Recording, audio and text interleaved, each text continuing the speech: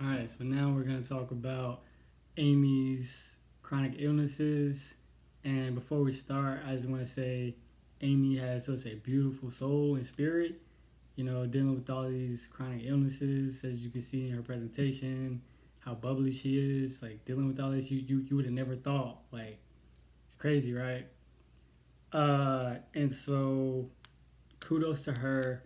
And so yeah, so I'm just painting a picture for y'all because I had went back and looked at some of her content about her chronic illnesses and how she got them. And so the timeline is, so she had that major car accident, right, 10 years ago, and she kind of tells this story a little bit in some of the content, but I'm just foreshadow a little bit. So she said she didn't start experiencing her chronic illnesses until 5 years after the car accident.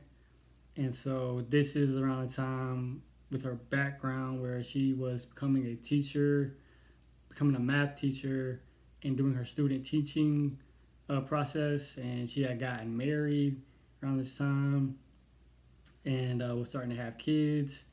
And so, yeah, she said what kind of got the ball rolling was her and her husband had food poisoning, and she had small intestine bacterial overgrowth, and in that SIBO for short, and she started having GI issues afterwards, and that's what led to other things happening. And like she's got a long grocery list of conditions. I'm gonna just list them out. So she's dealt with Hashimoto's disease. That's like a thyroid disorder. She's had PCOS. That's polycystic ovary syndrome. She's had Lyme disease, and let's see, she's had Pott's disease. And I was doing some research, and it says that Pott's disease is more of a secondary condition to these conditions, like Lyme disease, and also EDS, which is short for Ehlers-Danlos syndrome. And so they're saying Pott's is secondary to that as well. So yeah, we're just painting a picture here. And so she's also dealt with fibromyalgia and chronic fatigue, which also could be secondary conditions of said chronic illnesses before. So she's dealt with a lot. And so, yeah, she was saying during her teaching, her student teaching, becoming a professional teacher, that she was having issues like, doing her day job of like standing up all day, and that led to her having stress and more stress, and she just eventually shut down. And she said she was actually misdiagnosed for POTS, where she was misdiagnosed with only having fibromyalgia at first. And she said a friend had recommended she get compression socks to help with her symptoms. And as more time went by, she started realizing all of the symptoms she was having were sounding like Pott's disease. And so she pretty much diagnosed herself and went back to the MD to confirm her said self-diagnosis, and which was correct. And she ended up having Pott's disease. And Pott's disease is crucial for her case because that's like one of her main conditions that she deals with. So Pott's disease stands for postural orthostatic tachycardia syndrome. And so, postural is your position and where you are, and orthostatic means standing up, tachycardia, fast heartbeat. And so what happens with Pott's disease is that, for one, it is a blood circulation disorder and autonomic nervous system disorder. And so what happens is the nervous system pretty much just goes out of whack, where the sympathetic nervous system, which is fight or flight, releases norepinephrine and adrenaline, So it releases norepinephrine from the nervous system and adrenaline from the adrenal gland. And the blood vessels are like, what the hell? Like, they don't get the signal. So a lot of dysfunction and disease starts to happen with her nervous system because of that, to where, you know, that's why, like, when someone with this condition stands up, they get all dizzy and stuff because all that blood can't recirculate back up to her head because it all gets pulled down to her lower extremities, and that blood has nowhere else to go. So they get stuck in this, and so they start having these symptoms uh, frequently from standing upright, where if they're like sitting down or laying down to standing up, they have lightheadedness, which can be with fainting, brain fog, fatigue, exercise intolerance, blurry vision, palpitations of the heart, tremors, nausea, and a lot of doctors would, misdiagnose it as, like she said, like fibromyalgia or anxiety or whatever, and that's not the case. And then too, as far as the physiology with the blood, the heart rate goes up from being horizontal to standing up. So it's of at least 30 beats per minute. It goes up. So it's 30 BPM for adults and 40 BPM for adolescents. So in the first 10 minutes of standing, and that's how they diagnose it. That's the way of diagnosing it. And so yeah, that's what she's dealing with POTS already. And then we're gonna go into EDS, which is Ehlers-Danlos syndrome, which is a group of inherited disorders and it affects the connective tissue of the skin, joints, and blood vessel walls. So there you go with the blood vessels again, right? And so what you have is overly flexible joints, stretchy skin, and fragile skin. So just think about that, right? She has these blood vessel issues with her blood circulation, and with EDS, she has overly flexible joints. And think about her chiropractic side, right? So she had counter rotation of her top two bones, right? So there's a lot of ligaments that hold all that, especially number one, C1, because there's no bony locks or disc space below C1. So you have a lot of soft tissue and ligaments holding and keeping a C1 in place. So think about that. She has EDS, which can cause ligament laxity. So she's already in a bad spot for any type of thing to happen with her neck, right? Crazy. So, and then going to Lyme disease is you get it from an infection from a deer tick, from an infected deer tick that bites you, and it goes into different phases that involve the skin, the joints, the heart, and the nervous system. So there you go again with the heart and the nervous system being involved.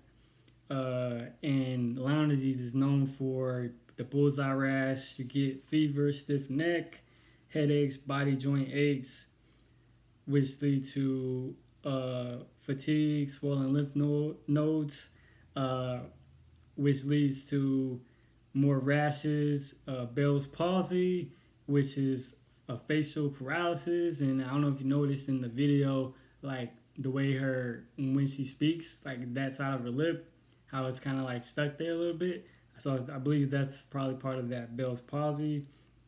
A heart block, neuropathy, that can lead to arthritis in the knee, brain fog, polyneuropathy. So there you go with the nervous system being affected again. So you got all this inflammation, and then after you have Lyme disease, there's like a chronicity to it after it, and kind of think of it like post-COVID syndrome, how people aren't being tested as negative for COVID, but they're still having all these inflammatory symptoms going on, right? And so then we go to fibromyalgia.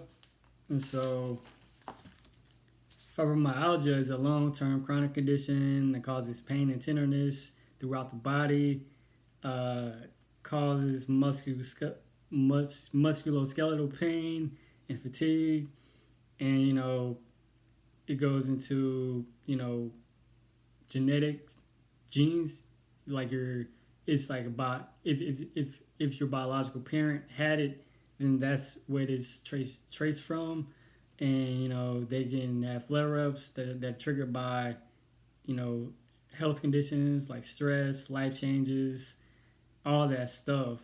And so she's dealing with a lot here and has dealt with a lot.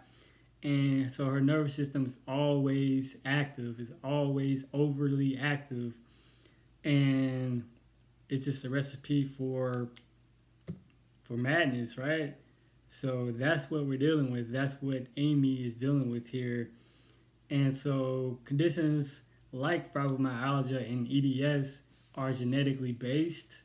So we're going to get into genes as well and how that affects the nervous system and if it can be changed. We're going to get into that later.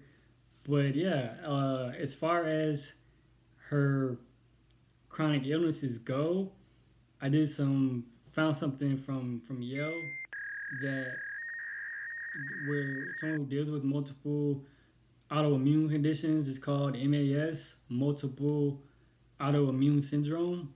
So they're saying like these from 3 different things here. So changes in DNA that regulate several immune genes, many of which are affected genes that overlap between diseases. So like how I just said, like fibromyalgia or EDS. And then number 2, a malfunctioning thymus gland. They think that the thymus gland helps the mature T cells fight pathogens in the body. So this is your immune system, right? And that malfunctioning causes these genetic defects. So that's another thing that they think theory that they think that is happening. And then they're saying like those T cells that are trying to fight aren't taught how to distinguish between the pathogens and the normal cells. So there you go there. And then number 3, they're saying it could be the checkpoints in the lymph nodes and spleen, because that's where the immune responses are launched at.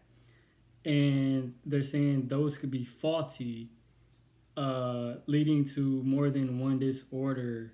So yeah, if you paint the picture here of what could be happening to Aimee here, and so yeah, that's what's going on within her system, and we're gonna bridge that with chiropractic too. So stay tuned.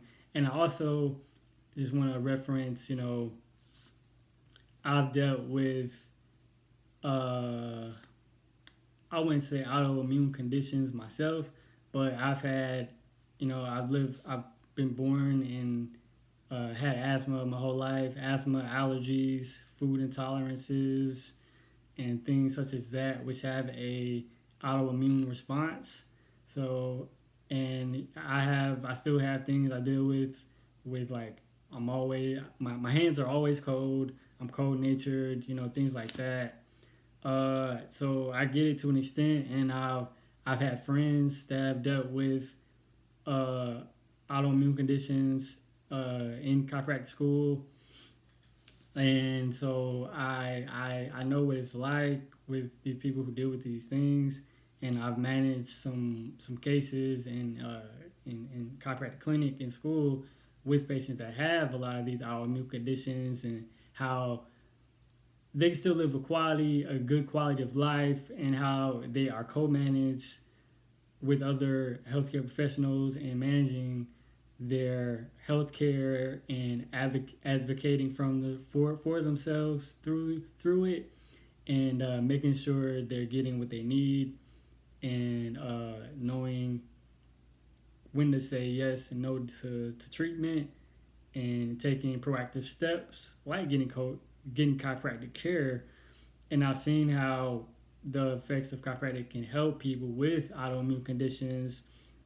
And my mom as well has dealt with some autoimmune-like conditions that I won't mention here, but yeah, it's very prevalent in the differences with certain ethnicities, like for instance, like sickle cell anemia, things like that are more prevalent in African Americans, specifically African Americans, not African descent, but African Americans, and so that's very interesting there. And yeah, I feel like there's still a lot to be understood about autoimmune conditions because from the medical side to the alternative health side, we're still learning a lot about these conditions as they evolve, and I feel like more light should be shine on these conditions. And coming from hip hop, a lot of my favorite hip hop artists have had these conditions, like, and I did a project about one of them in school that's on my Morale Movement mixtape Facebook page. I can leave a link in the description as well on that. But I did it on Phife, Dawg from A Tribe Called Quest, who had type 1 diabetes. And throughout his career, he talked about, dealing with it, where he like crashed out to a point where he got his life together, had a kidney transplant from his wife, and he actually passed away in 2016, I believe. But he has a great story. Who else?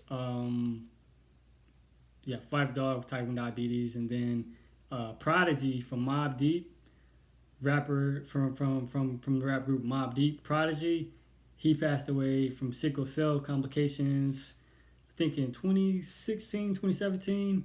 But he wrote a book about living with sickle cell anemia and how he dealt with it, from acting out, to coming to grips with it as he got older and managing it.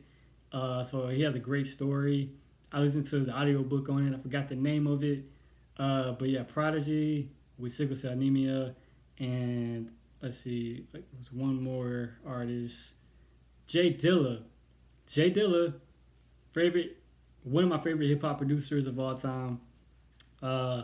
He had lupus, and it was actually a late diagnosis where they thought he had something else. But lupus is hard to diagnose, especially in males. It's more of a female condition, but he was diagnosed late with lupus, and he passed away in 2006.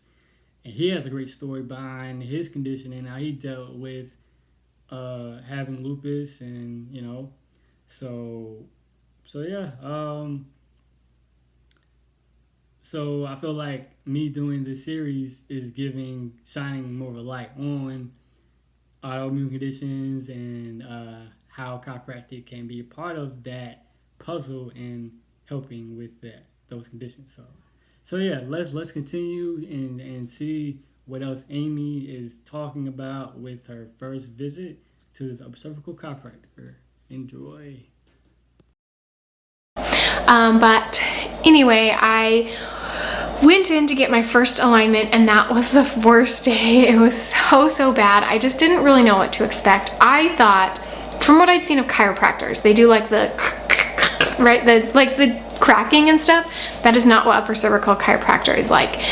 It's a tiny little, probably like the size of my finger, machine. You lay down on this thing. They put the little needle there. This is a terrible representation. You should just Google it. But you lay down, and they put this thing there, and he moves my head into the right position, and then there's this loud pop, and he says it's done, and that was it. And then they sit me up, and yeah, that's all it was. So let me share with you the first couple of days what I felt, and just in real time, because going back, it's always different. You know, you always remember it differently when it's been a month or so. So this is about a month ago. Let me share those first few days here.